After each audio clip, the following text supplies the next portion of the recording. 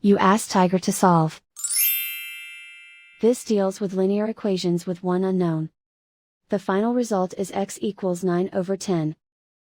Let's solve it step by step. Simplify the expression. Expand the parentheses. Multiply the coefficients. Simplify the arithmetic. Group like terms. Combine like terms. Group all constants on the right side of the equation. Subtract 30 from both sides. Simplify the arithmetic.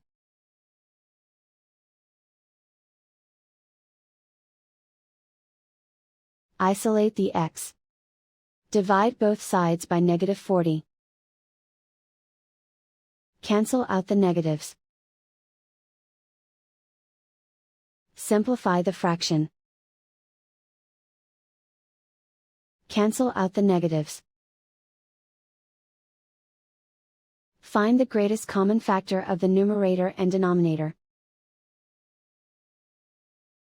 Factor out and cancel the greatest common factor.